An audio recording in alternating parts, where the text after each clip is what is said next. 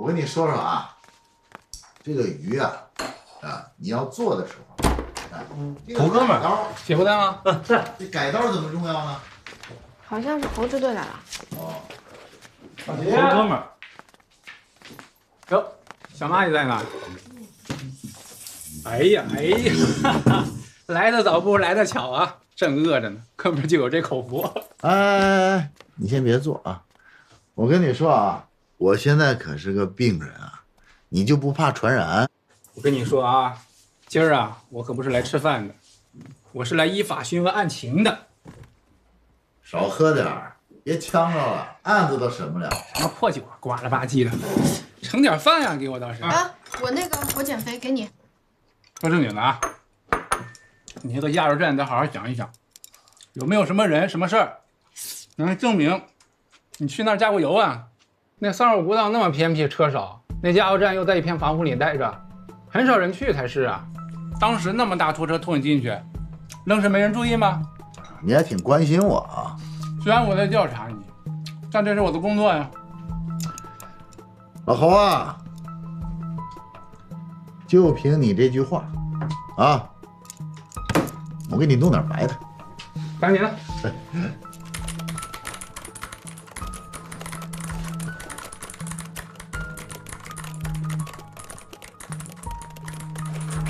过来。你姐夫做了餐后水果，让我拿给你。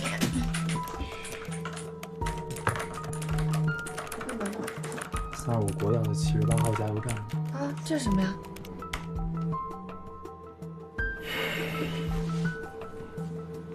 一般录像半个月覆盖一次，如果只是1、2次，或许还能找到。这6年的时间太长了。没关系，哪有那么快找到嘛？慢慢来，慢慢来。哎，马姐，你看这儿是不是一个小卖部啊？加油站附近不都有小卖部吗？这有什么值得奇怪的？你说小卖部的人会不会看到些什么？这个警察估计都已经问过了吧？你觉得呢？奇怪。奇怪什么？郭伦出来了。哎，快点把它关了。哎呀，你就别吃了，我都替你妈愁得慌。你就喝点水不行吗？刚吃完饭。吃点水果。小兰，刚才跟您姐夫聊了一下啊，他这是一条线索，你提供的更多的嫌疑也是非常重要的线索。眼下就是找到水卫红。我那天在酒店看到他的时候，他好像在前台取了一封信。什么？取封信？嗯。他还拉着个行李箱，里边装了很多贵重东西。我觉得他是要去很远的地方跑路。这样，我去酒店看监控录像去。我也去，让我一起去。走，走，我们先去了。完呢。你留着吃吧。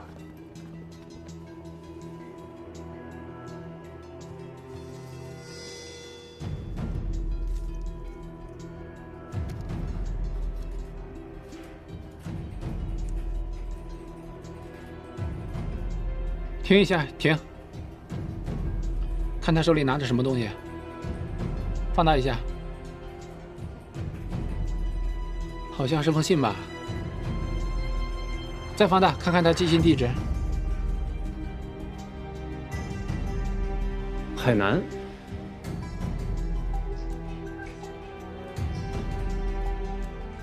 来，老婆。来吃个茶啊。晚上启动无限。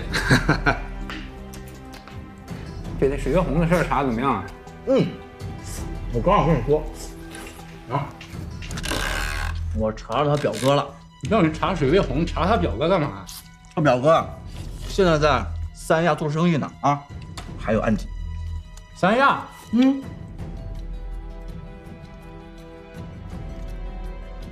不会真去三亚了吧？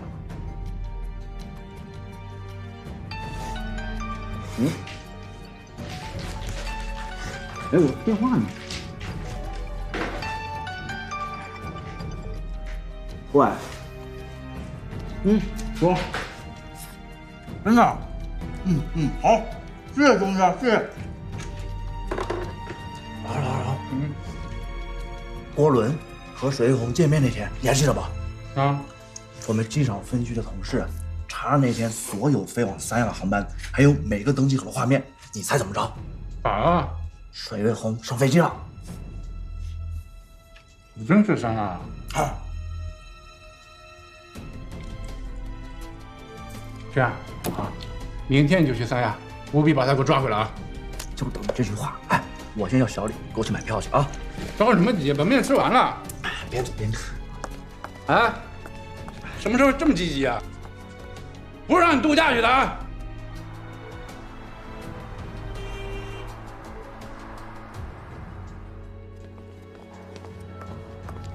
水红，听清楚了啊！我就给你这一次机会，如果你能好好配合我们调查，还能争取到宽大处理的机会，就看你自己想不想，愿不愿意，明白吗？明白。你看这些照片，有没有2011年9月11号晚上你在码头村枯井旁看到的那个人？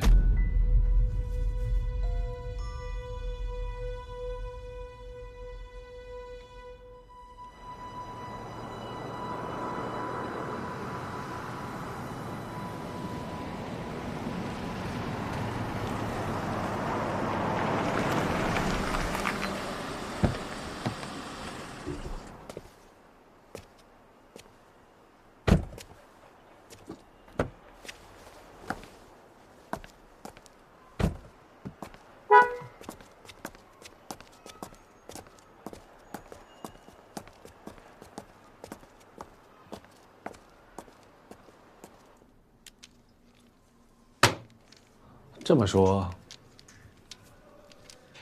侯队，你是怀疑我的当事人于2011年的9月13日绑架了女记者郭念，并将她杀死在码头村的枯井之内，而证据就是2天前，也就是2011年的9月11日，有人看见了我的当事人与死者在案发地点有争吵过，以及他的弟弟似乎看见了我的当事人在游乐场绑架了死者，是吗？没错。你给我做好了。做好了。接着说。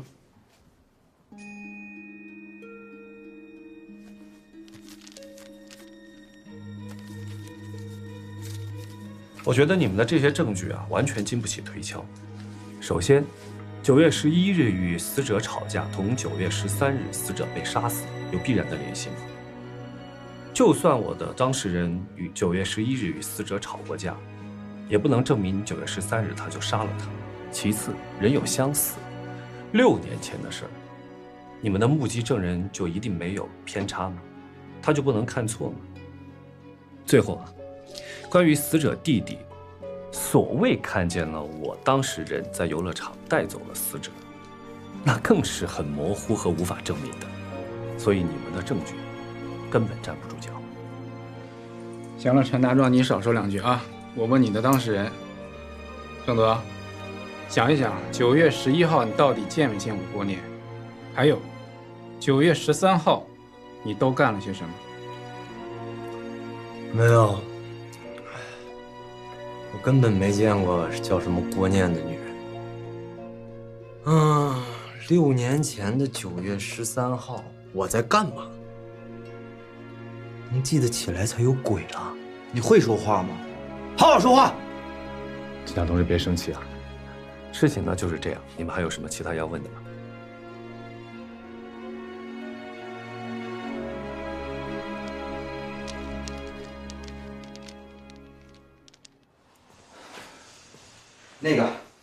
那个陈述，牙尖嘴利的啊，弄得我都不会说话了。关键这水卫红啊，这小子只挣照片，偏偏又吃不准这郑铎跟那7号照片差距在哪儿。也是时间太久了，可能也记不清。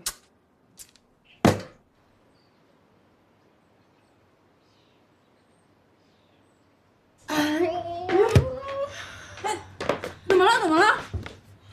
没什么。我一定可以找到线索的，我一定可以找到突破口的，我一定可以的，我一定可以的，我一定可以的。对，找不着别睡觉了。哎，马拉松，把你平时那些绝活都拿出来呀！哎呀，行了，你就别添乱了。我知道我自己起不到什么作用，可是我一定会努力的，我一定会加油的，我一定可以帮助齐远找到突破口的，我一定可以的。我。好，我也不吃了，我会帮你想办法吧。人多力量大嘛，对吧？我先订个外卖。我开玩笑的。我跟你理一下。好，我现在已经总结出来的东西，好吗？这个事件它应该是发生在2011年9月13号的，根据目击证人的名字哈。然后呢，最先发现这个尸体的是在枯井这一块，就在码头村的枯井。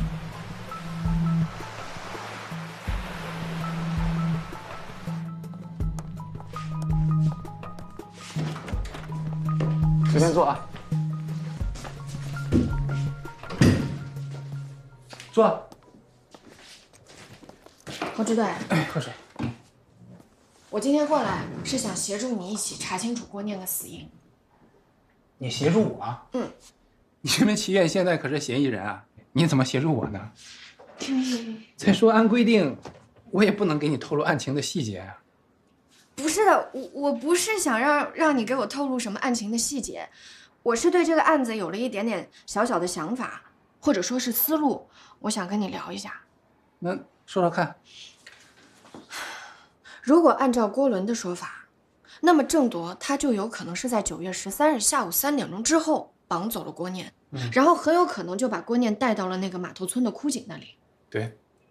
而游乐园它距离码头村有60公里的路程，在下午3点钟之后就没有任何公共交通工具可以去那儿了。当然了，郑铎他也不可能带着郭念坐公交嘛，所以经过我的推断，就只有2种可能性：要么郑铎他是自己开车把郭念带到了那里，要么他就是打车去的那里。有道理。但是如果打车呢，一定会平白无故多增一个目击证人，制造不必要的麻烦。所以我思来想去，就只有一种可能性，那就是郑铎他是自己开车把郭念带到了那里。这去码头村只有一条主干道，你这是一条思路啊？我就是这个意思啊，希望我这点小思路可以帮到你。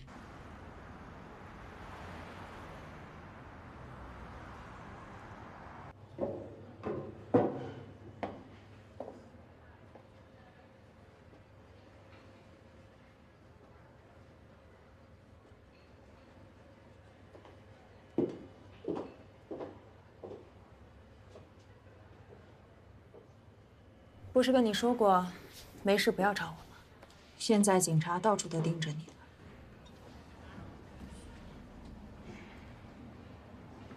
我还不是为了跟你要点生活费啊！你看看你，罗总都不像你这样，浑身都是名牌。人活着，不就是为了好好享受吗？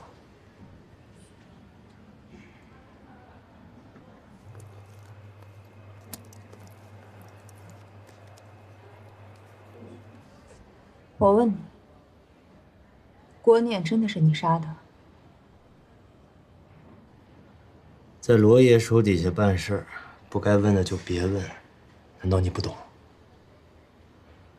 所以你杀死胡白，不单单是因为他知道了花工总厂和江云的底细，而是他知道了郭念的死因。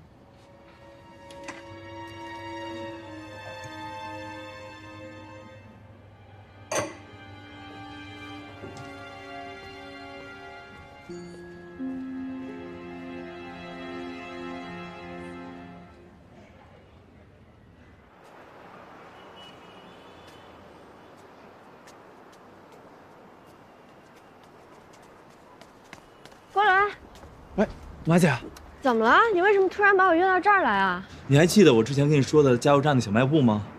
怎么了？那个小卖部的名字叫杰克，巧的是范大志跟他们老板认识，我就问清楚了，杰克小卖部在5年前才有，6年前根本没有。你接着说啊。所以6年前的小卖部不是这个品牌，是一个楼上叫新兴品牌的。6年前的9月14号，他们撤点关门，然后就陆陆续续入驻了其他的小卖部，直到现在的杰克。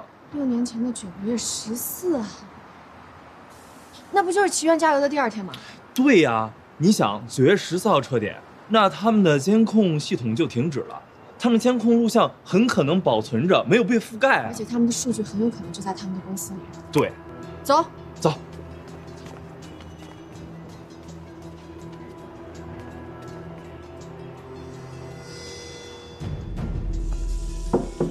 来，老何，哎，怎么样？交警队送的资料，你看看。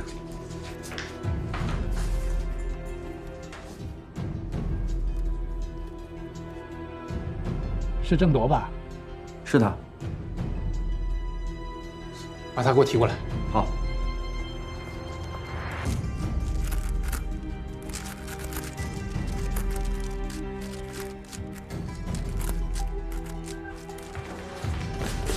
姐夫，我们找到加油站的视频了。视频？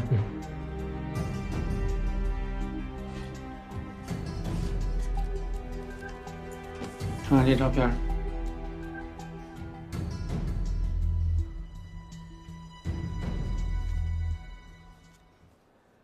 郑铎，这个照片是6年前，也就是2011年的9月13号下午3点46分。在蕲州市区到码头村的主干道城4公路上，因为你超速，被拍到的照片。惊讶吗？你是不是觉得，像你这么谨慎的人，怎么会被拍到呢？因为你知道那条路上根本就没有摄像探头。你知道码头村地势偏僻，人烟稀少。有许多抗战时期留下的防空洞、枯井，便于藏尸。你还故意把那个女人放到副驾驶座上，刻意伪装成正常的情侣出行。不随你愿啊！这条路在那段时间事故频发，都是因为超速，所以我们的高速交警临时加装了个摄像头，还没来得及让你发现。这才拍到了你这张照片，而且还让我们看到了副驾驶座上这个女人的衣服，跟失踪的郭念是一模一样的。这叫什么？这叫人在做，天在看。老话，天网恢恢，疏而不漏。车牌我们也查过了，车主就是你。你是不是以为6年前的录像资料早就不存在了，我们查不到你？这点你又不知道了。超速的照片是可以保存好多年的。郭念是在当天下午3点01分从游乐园失踪的，而你在3点46分前往他的遇害地码头村的路上被拍到，车上还坐了一个疑似跟他穿着相似的女子。怎么会这么巧？你开那么快的车，着急干什么去？车上坐的人是不是郭念？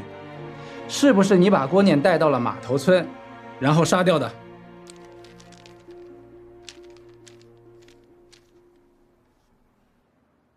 问你话呢。侯队，我觉得你的这个推理有点飞啊，我们来梳理梳理啊。首先，这里有一张交警提供的照片，证明了我的当事人于下午3点46分正驱车赶往码头村方向。那你们有证据可以证明我的当事人一定到达了码头村吗？我的当事人就不能在路上开车散散心，然后再掉头回去吗？好，就算他去了码头村，那你们有证据可以证明他一定去了死者死亡的那口枯井吗？陈大壮，你不要跟我强词夺理在这儿啊！哦，对，我这怎么叫强词夺理？你也应该用证据来说服我吧。行，那我再说第二点。你说我当事人的车上躺了一个与死者郭念衣服相似的女人，所以你一口咬定就是死者郭念。那么请问，证据呢？这不是在问你的当事人吗？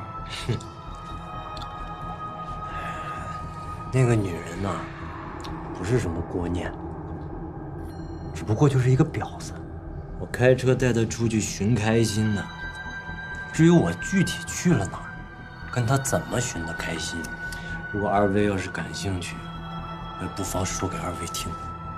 哎呀，这个女人这双腿呀，真是又白又长，就往身上那么一靠，哎呦！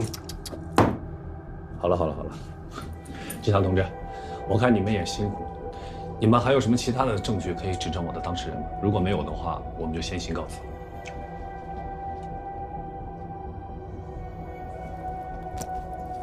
这样，那我们走吧。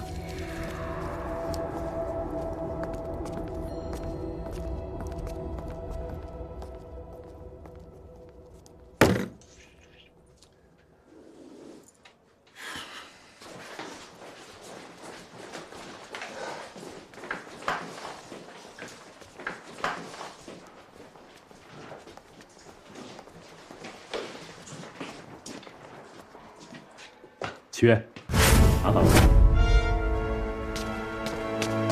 就你杀了我姐！杀了我姐！你干嘛？苏软，苏柔，弄死你！苏柔，混蛋，杀人犯！把手放下来！我杀了你，信不信？说我杀了你姐，你有本事找着证据证明我去过那口枯井啊？你有吗？你这混蛋说什么呢？有吗？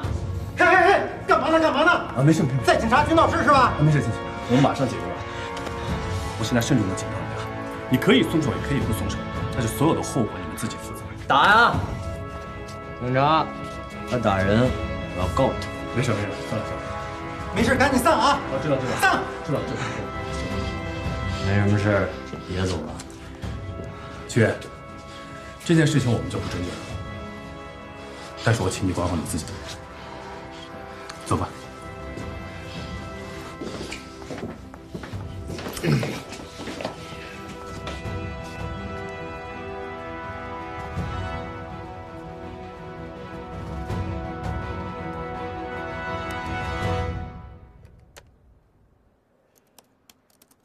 哎，马法官，你们真的从信息公司搞到6年前78号加油站小卖部的监控录像啊？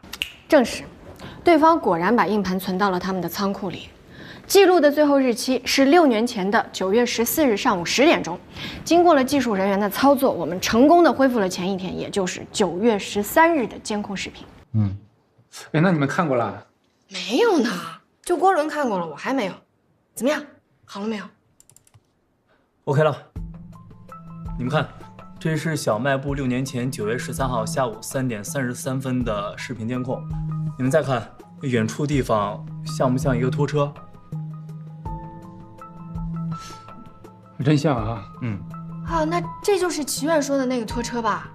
可这上面看不见啊。哎，你们看这个角落，有个男的，他好像在对着外面拍照。对哦，哎，那这个男的。 会不会拍到祈愿了？很有可能。如果咱们能找到这个男的，说不定他留着几年之前的照片，没准拍到了姐夫，就证明他在加油站啊。哎，这男的，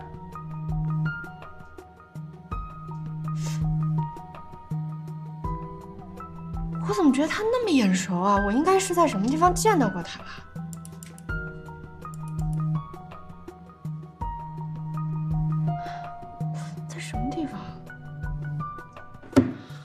我想起来了，原告，你是否可以证明这张照片是你在6年之前拍摄的一组主题照片当中的一张？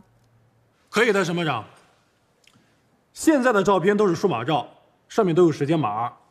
我的这一张云雾山水照是在2011年的9月13号下午4点钟拍摄的，在照片的数据信息里就可以查到。而且我还有一份技术鉴定书。 可以证明这张数码照里的时间没有被篡改过，所以，被告说这张照片是他在1年之前拍的，这简直就是胡说八道。我正在经手一个案子，知识产权案，他就是那个原告丁兆军。你确定是他？我确定。那走吧。王法官来了，请进，请进，来。打扰了，打扰了。没事，没事。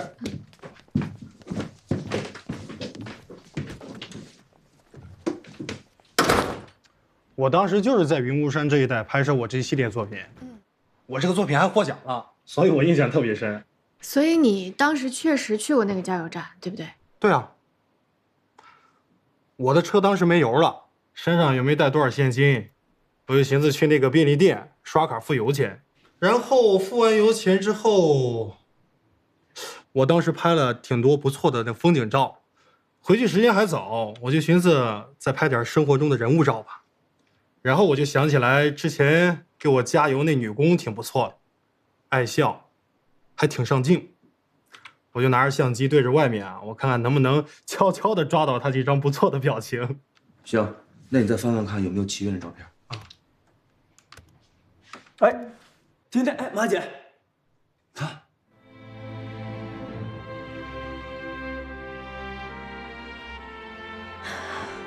太好了。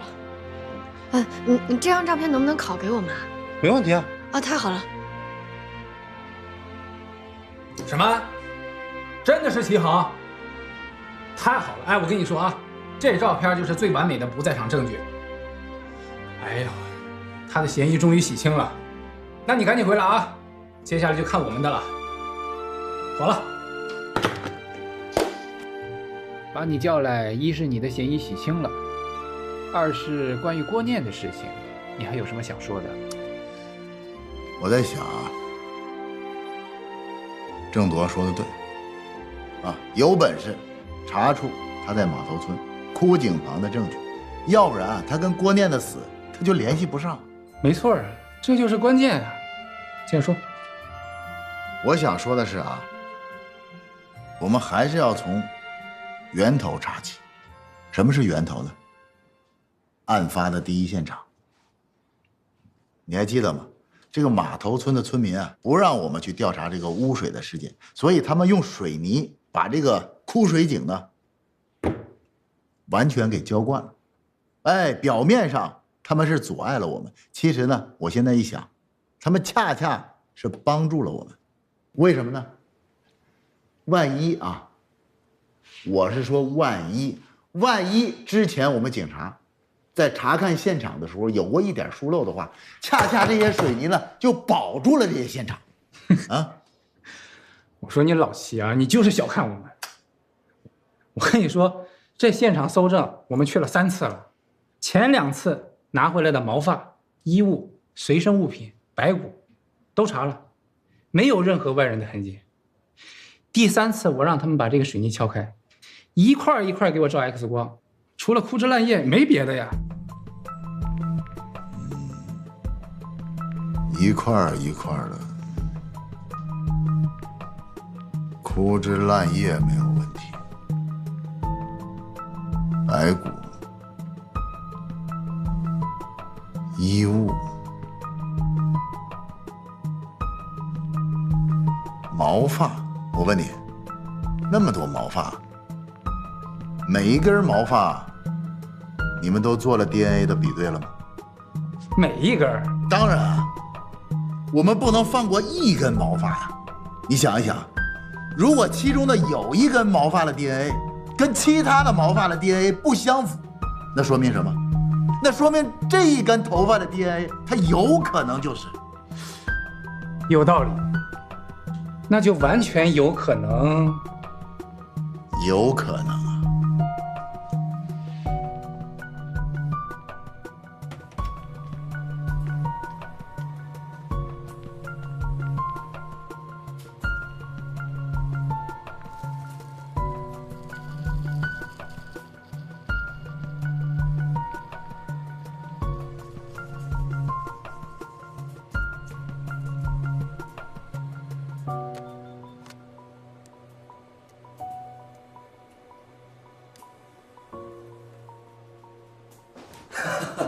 老黄，老黄，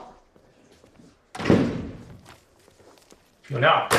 何止是有料，大料！我们终于找到了3根想浑水摸鱼的伪装者。说人话，有3根头发不是郭念的。大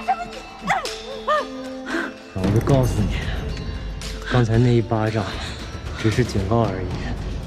如果你再胡说八道，我知道你有一个最喜欢的弟弟，到时候就不是警告那么简单了。你敢动我弟弟，你试试！我跟你拼了！你敢动我弟弟，你试试！找死啊你！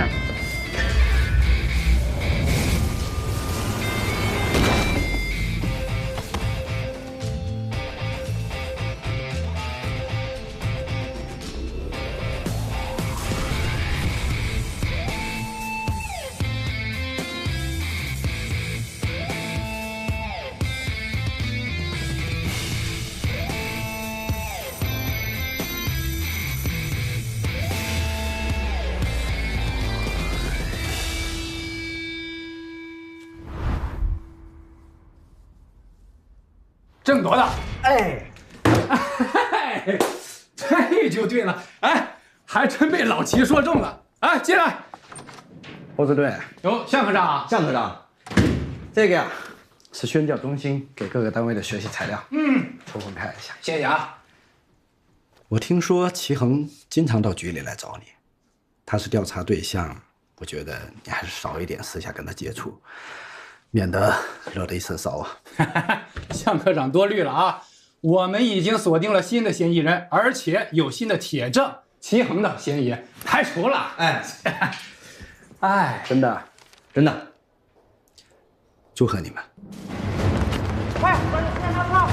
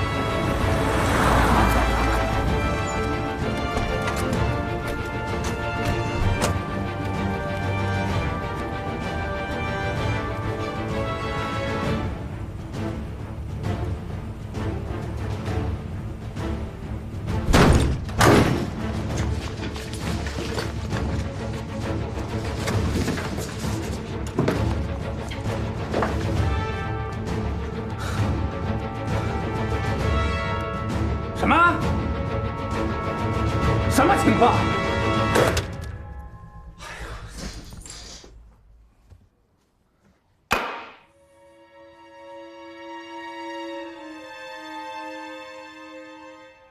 还好向科长靠得住，郑铎也跑得快，我已经安排他暂时躲进了西郊的别墅。跟刚球说啊，盯紧郑铎，绝不能让他被公安局的人给抓了。明白。具体的情况大概就是这样。领导，你再看看这张照片。据我们调查，这个齐恒是2011年的9月13号中午11点，请假从邻省的省会开车往齐州赶，结果刚上325国道，车就没油了，停那儿了。于是他就打电话叫了拖车，拖车等了4个小时才来，就把他带到了78号加油站。这个照片就是在那儿拍的。局长，你看一下那上面的时间，是下午的3点32分。看到了。我们在游乐场调取的监控录像上显示的时间是3点01分，就是郭念被带走的时间。这个加油站到这个游乐场4个小时的车程，所以说，这齐恒怎么也不可能是绑架郭念的嫌疑人吧？那会不会是合伙作案呢？这个也不可能，因为就算齐恒在那儿加满油，开到码头村的话，码头村比市区还远呢，得开5个小时。开到那儿大约得晚上8点多了。我们有证人证明，这齐恒晚上7点的时候就已经回到齐州市的家里了，晚上就有航班记录，他直接飞机飞到北京开会去了，半个月之后才回来。老婆丢了，他有心情去北京？不是，他那个是最高法的一个业务培训，非常重要，不让请假。再说他之前他老婆也发生过这样的情况，就是有突发新闻什么的，突然就走了，消失好几天再回来，所以当时他也没放心上。好，那咱们来个大胆的设想，能不能是齐衡事先把郭念给抓了起来，半个月之后再回来杀了他？赵政委啊，根据法医的鉴定报告啊，死者的死亡时间是6年前的9月13号，那么鉴定误差不会超过10天。如果是半个月以后，那郭念早就该死了。好啊，林局，好。这样说来，齐衡的嫌疑可以基本排除了。对呀，领导，所以说赶紧跟市委请示一下，就别让棋院休假了。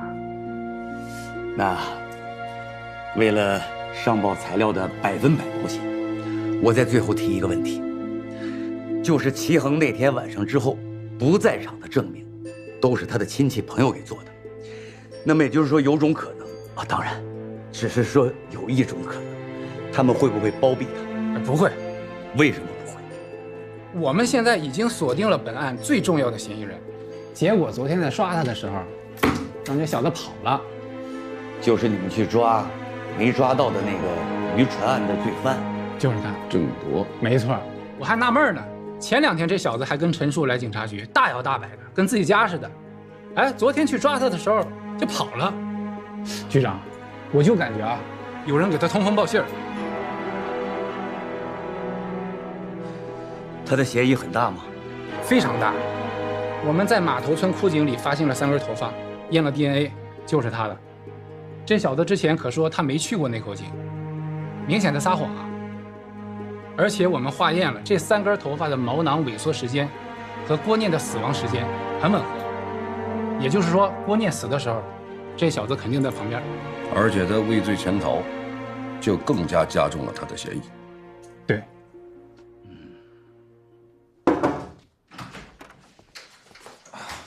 好，你叫我。我想啊，这个郑铎啊，要是没跑远的话，他这2天肯定还会跟苏涵联系。那我马上派人盯紧苏涵。就这个意思。如果这2天没有露面的话，我估计这小子就跑了。行，我马上去办。行。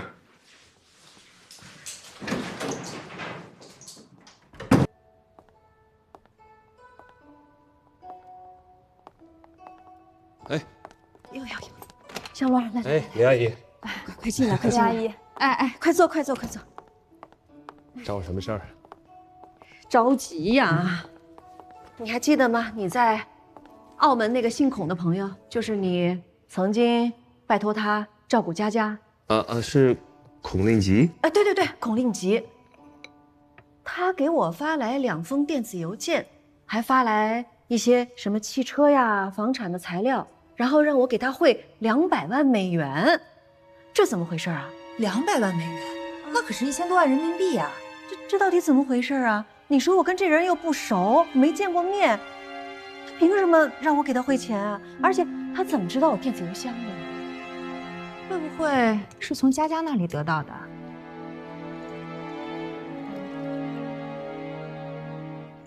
那小罗啊，这人到底是什么人呐？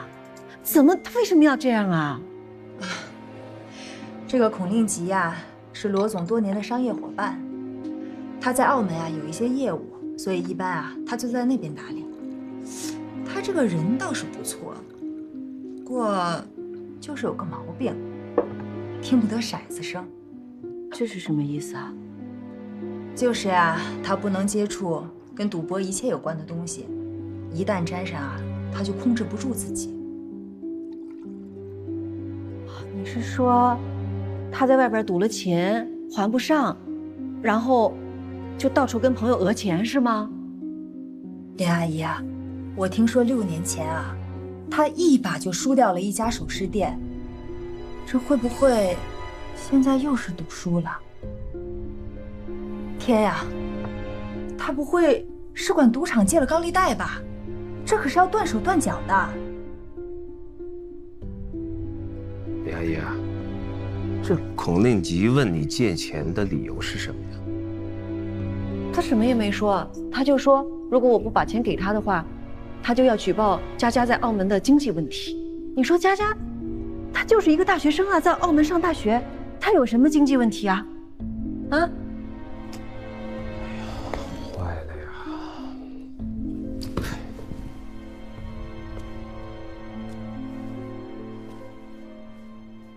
事情发展到现在这个地步，林阿姨，我有一件事情必须向您坦白。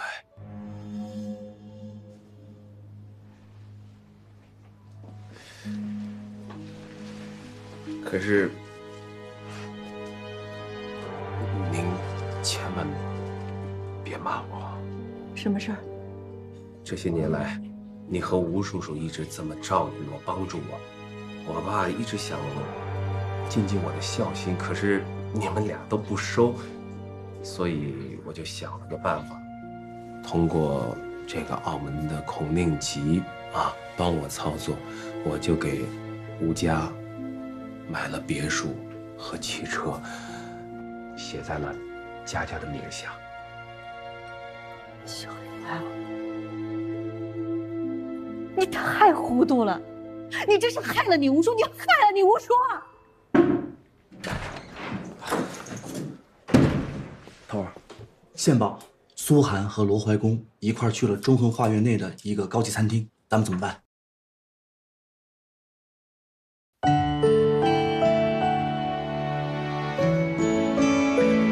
我听见回声，来自山谷和心间，以寂寞的镰刀，收割空旷的灵魂，抚几段的诱饵，捕获缥缈的唯美。我相信自己，生如璀璨的夏日之花，不凋不败，摇曳如花。一路走来，一路盛开。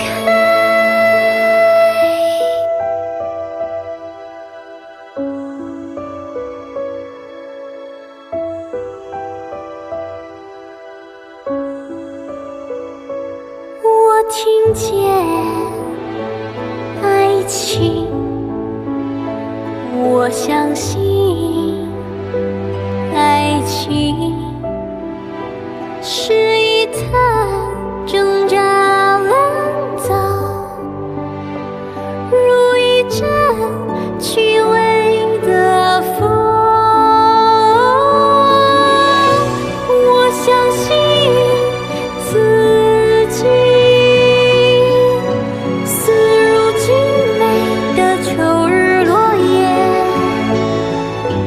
不声不乱，姿态如愿，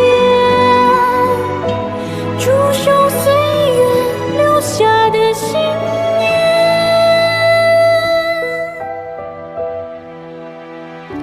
生如夏花，死如秋。